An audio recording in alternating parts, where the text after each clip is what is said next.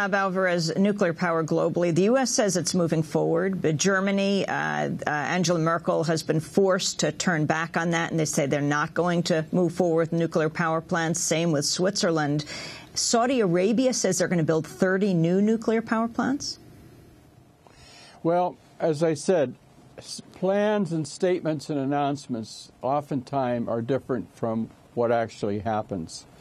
The fact of the matter in the United States is that we no longer have any companies or capabilities or infrastructure to build nuclear reactors. We have to depend on nations such as Japan and France to do that. Japan is right now the only producer of forgings for reactor vessels. Nuclear engineers in this country are almost like Confederate war veterans. There are very few actual U.S. Citizens who go to college to become nuclear engineers because it's considered a dead-end occupation.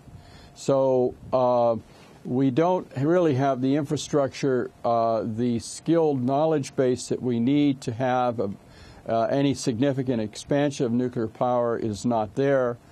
And I think that the Fukushima accident has really had a major body blow to the world nuclear industry. You have to understand that Japan, with its 54 reactors, represents the third largest number of reactors of a country in the world. They're number 3. And for the Japan now to announce that it's going to shut down its reactors by next spring, albeit perhaps for temporary reasons, is a major signal to other countries who are either have a large reactor fleet or those who are contemplating building more. I think Saudi Arabia's desire to have 30 reactors is something that's not necessarily going to be easily achievable because of the fact that the United States serves essentially as a gatekeeper for any such deal of that nature. I think that Saudi Arabia is looking to establish a nuclear infrastructure in order to allow it to have the capability down the road to have nuclear weapons. Building 30 reactors in Saudi Arabia, in a country which really doesn't have much water to speak of, and reactors are extremely water intensive, doesn't make a lot of sense. And then if you look at the price tag for building these reactors in a place like Saudi Arabia, you're looking at an expenditure of somewhere between $3 to $5 trillion to do this. So I think some of these announcements and plans are just what they are, announcements and plans. And finally, on Vermont, because it could become the first legislature in the country to shut down a nuclear power plant, the Vermont Yankee plant, but Entergy, the owner, is fighting hard, trying to sue them to stop them from doing this.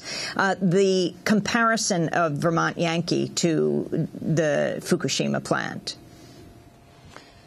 Well, the Vermont Yankee plant is a General Electric boiling water Mark I reactor, which is the exact same design as those at the Fukushima Daiichi site. It has more radioactivity in its spent fuel than all of the spent fuel rods at the 4 troubled reactors, wrecked reactors, at Fukushima. It's 42 years old, and this is a reactor which I think whose time has come to close. It should not be looked upon as just an ATM machine for a multi-tiered holding company that makes sure that it can make as much money as possible. You know, this reactor was purchased for pennies on the dollar.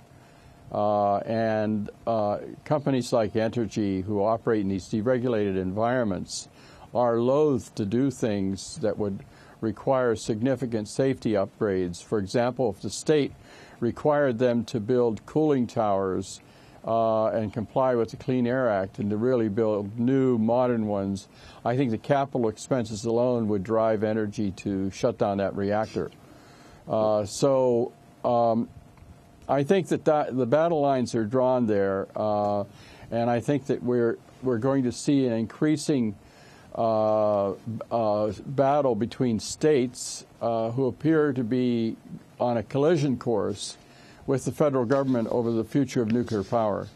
We want to thank you very much for being with us, Robert Άλβαρεζ, former senior policy advisor to the U.S. Secretary of Energy, now a senior scholar at the Institute for Policy Studies. His new report is called Spent Nuclear Fuel Pools in the U.S. Reducing the Deadly Risks of Storage. We'll link to that at DemocracyNow.org. And Αϊλίν Μιόκο Σμιθ, thank you so much for being with us again, this time from Tokyo. She is executive director of the group Green Action. This is Democracy Now! Stay with us.